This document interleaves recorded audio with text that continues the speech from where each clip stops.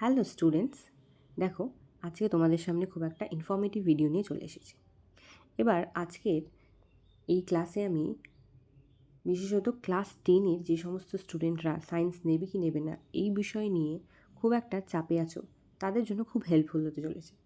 এবার সবার আগে তোমাদের আসে মাথায় যে রেজাল্ট যদি খারাপ হয়ে যায় সায়েন্স কি তাহলে নিতে পারবো, বা এভারেজও যদি হয় তাহলে কি সায়েন্স নিতে পারবো। তো আমি বলবো একদম তোমার এই ডিসিশনটা তোমাকে নিজেকে নিতে হবে। কিভাবে?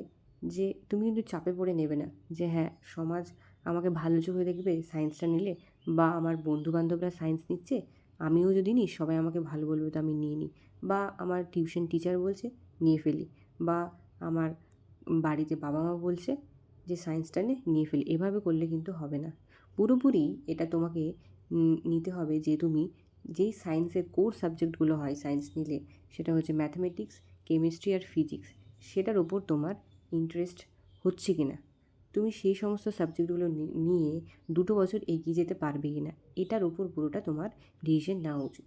এবার তুমি বলতে পারো যে ডিসিশনটা তাহলে এই যে নেব আমি সেটা ইন্টারেস্ট পাচ্ছি কি পাচ্ছি না সাবজেক্টগুলোকে, সেটা বোঝার উপায় কি? এই যে তোমাদের রেজাল্ট দেয়নি, তাহলে এই কটা দিন তোমরা সময় পেয়ে যাচ্ছ, এই কটা দিনে এখন তো অনেক ইউটিউবসে ফ্রি প্ল্যাটফর্মে তোমার পুরোপুরি ক্লাসেসগুলো দেওয়া আছে, সেখান থেকে তুমি দেখে নাও, দেখতে থাকো প্রত্যেকটা সাবজেক্টের এক একটা চ্যাপ্টার ধরে হচ্ছে ভিডিও, তাহলেই তুমি বুঝতে পারবে যে কতটা তুমি সাবজেক্টটাকে গ্র্যাব করতে পারছো আর তোমার ইন্টারেস্ট জাগছে কি না।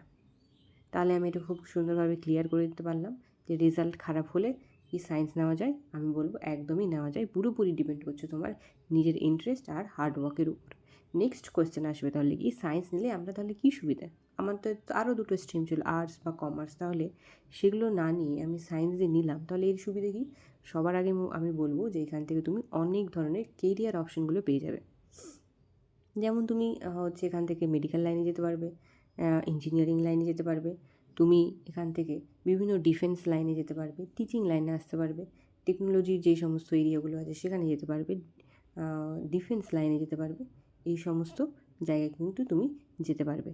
আর এখন তো এআইয়ের যুগ হয়ে গেছে, সেখান থেকে এআইয়ের বিভিন্ন ধরনের যে অ্যাপ্লিকেশন আছে সেখানেও কিন্তু সায়েন্সের ভীষণ ধরনের হচ্ছে সায়েন্স নিয়ে তুমি সুবিধা পাবে। আর কী কী? আর বলতে গেলে এই যে তুমি সায়েন্স নিলে তারপর 2 বছর তুমি হয়তো তোমার আর কন্টিনিউ করার ইচ্ছে করছে না, তুমি পারছো না, সেখান থেকে তুমি কিন্তু সুইচ করতেও পারবে, যে ওখান থেকে তুমি আর্টস বা কমার্সে তুমি চেঞ্জ করে নিলে। তাহলে আমি পুরোপুরি আশা করি ক্লিয়ার করতে পারলাম এই ভিডিওতে। এরপর আমি নেক্সট ভিডিওতে তোমাদের যা কোয়েশ্চেন আসবে কমেন্ট সেকশনে সেটা তোমরা করতে পারো, নেক্সট ভিডিও নিয়ে আমি খুব তাড়াতাড়ি চলে আসবো।